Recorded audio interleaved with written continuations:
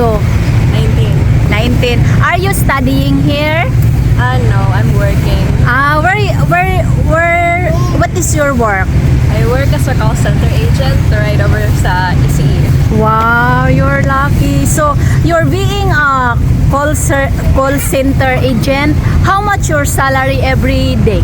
Every day or every month? Every month, my basic pay is 20k, but there are also bonuses, incentives, and I also have allowance, so sometimes it might reach 23 to 25. Wow. So, how many years you're working?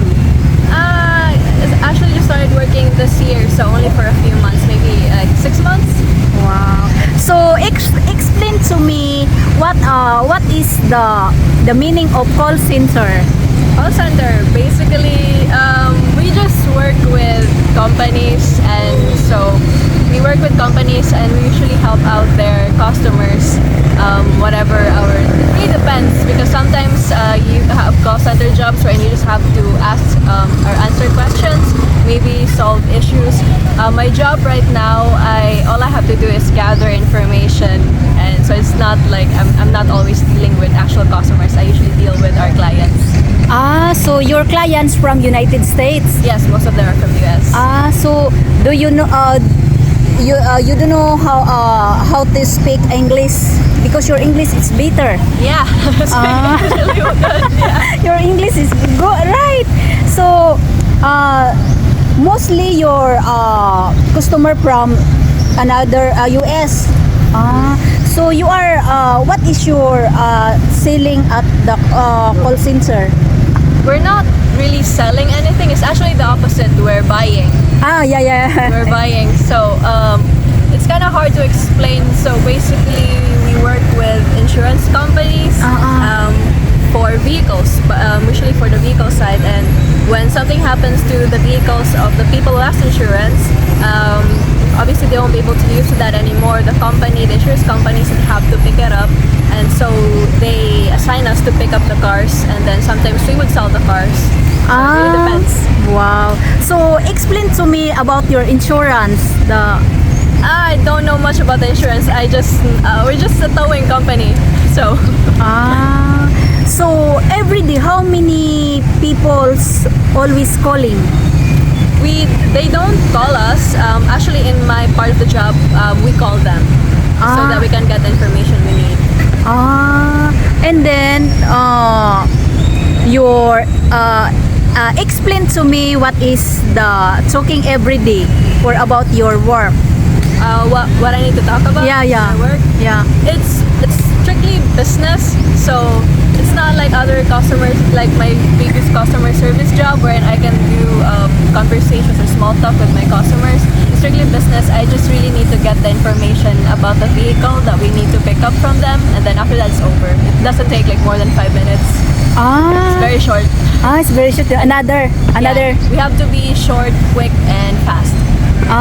So do you have professional? Yeah, professional. So do you have a customer like very straight? Not really. Some of the people that we call, they really want things to get done very fast.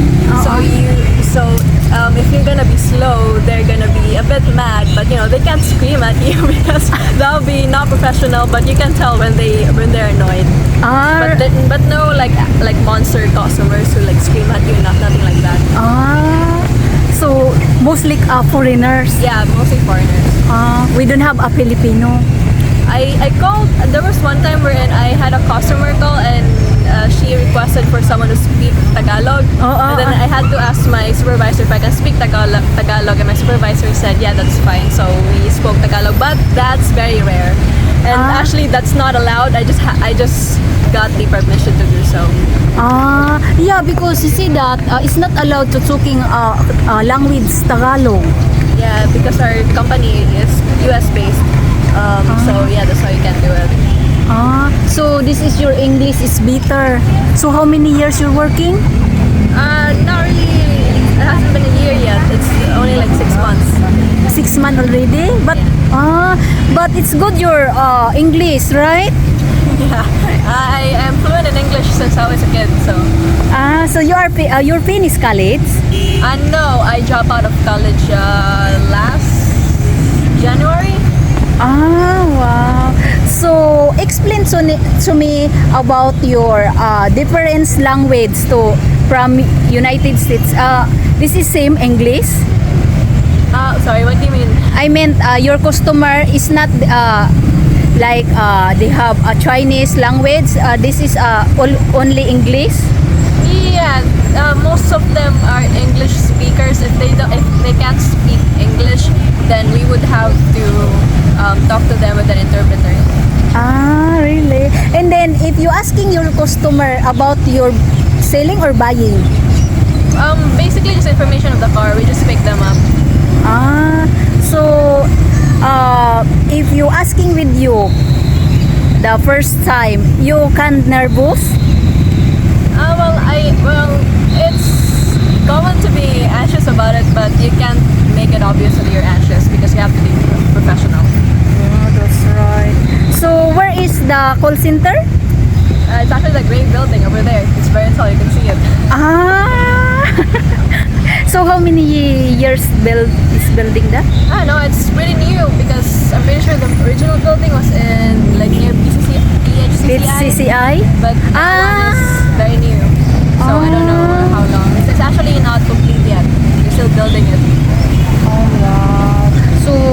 So every day how many customers you get calling with you? Almost 100. Almost 100. Almost 100. But we have a quota that we need to reach. So Do you have a quota? yeah, we have a quota. So how many people?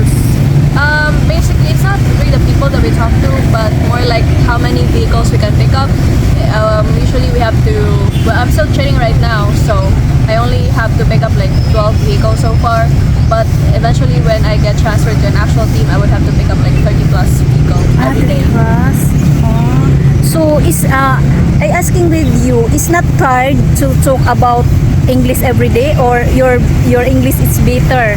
Not really. I think it's very natural for me to speak English. I speak English all the time, so it doesn't really bother me. Yeah.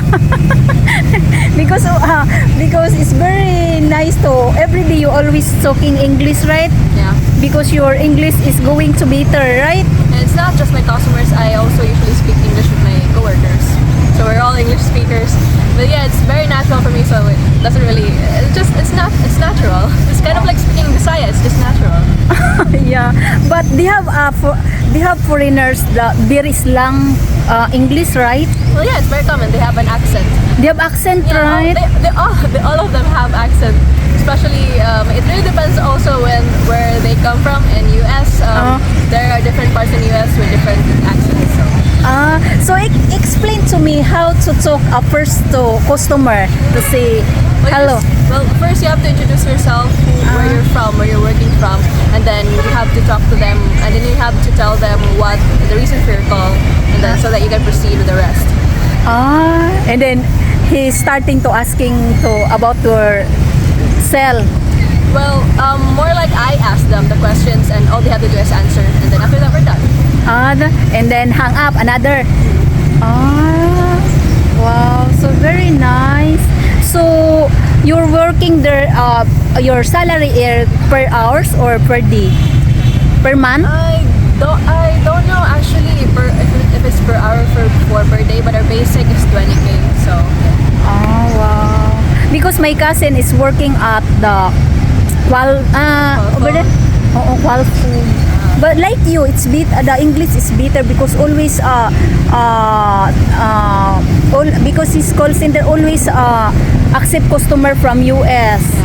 Wow. it's common for us to have international customers. But there are call centers too here that usually just talk to locals. Wow, you are very nice and you are very kind attitude. Yeah, thank you for sharing to me in your work at the call center. So how many people is working there? There's lots of us. I mean, my batch right now, us that are being trained, we're like, there's only 12 of us, but like overall, there are like 2,000 plus. 2,000. Like if I combine everything, 2,000 plus maybe. I don't know. So your duty is every day. Yes, well, not every day, Monday to Friday. Monday to Friday. Monday to Friday, my shift starts at 9. So I have to be there at 8, 9 p.m. to 6 a.m. Right now, that's my schedule. Now? So how many hours? I'm gonna have to count 9, 10, 11, 12, 1, 2, 3, 4, 5, 6. So 9 hours. 9 hours? Yeah. So it's starting to sitting down and accept the calling? So My company is actually really nice. you're very Yeah, nice. it's actually really nice. I have a lot of freedom compared to my last company. Like we're not even allowed to bring snacks inside, but in my company, in my company we have free snacks and we're allowed to bring anything we want. Just as long as we can focus on our work. As long as it doesn't bother our work. Wow. Wow. It's very nice, right? Yeah, we have free food, we have free lunch actually. Wow. So I can save a lot when it comes to food. Wow. So if you get applying there, what is requirements? You just need your resume and a valid ID. But what I've heard from them, like other people, it's actually kind of hard to get into my company. But it was pretty easy for me. I think I also got lucky because they were urgent hiring, so I got in pretty easy. So we don't have your backer. No. Yeah, but you just have to you just have to pass the assessments and the interviews.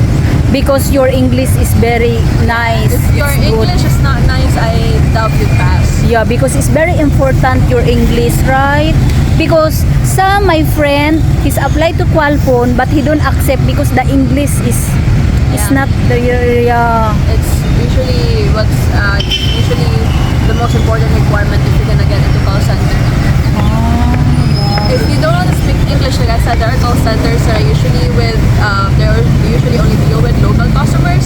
The only problem with them is their basic salary is very small. It's very small, Very right? small. That's true. And there's a lot of rude Filipino customers. that's right. Honestly, I feel like Filipino customers are a lot more disrespectful than US customers. Not to not to discriminate, but from what I've experienced. That's right. That's true. Oh, yeah. It's nice over there. But I like you because you're English. But your customer, he don't asking with you if you're single. Oh no! No? No, not at all. That would be very professional. They would, because my customers right now, they are shops, they're clients. If they did something like that, that would probably cause a lot of problems. Even before, like when I was just dealing with, I don't know, normal citizens, like normal customers, they don't do that. That's just not normal. Nobody would do that. If someone does that, then they're a freaking weirdo. Why would you do that? I'm just doing my job. Yeah, that's right. And then so how many minutes you're starting talking? How many minutes you start talking about your call center and Like your I said, it doesn't, customer? Like I said, it doesn't even take 5 minutes. 5 minutes is way too long actually. It's just like 3 minutes. 3 minutes already. Yeah, it's very fast. You just have to be very fast with your customers and deal with it. Wow, very nice. So, it's very nice always to talking English, right? Every day. So, what's your name again? I forget. My name's Emmy. Amy, thank you for sharing story with you. Bye-bye. You're Thank welcome. you.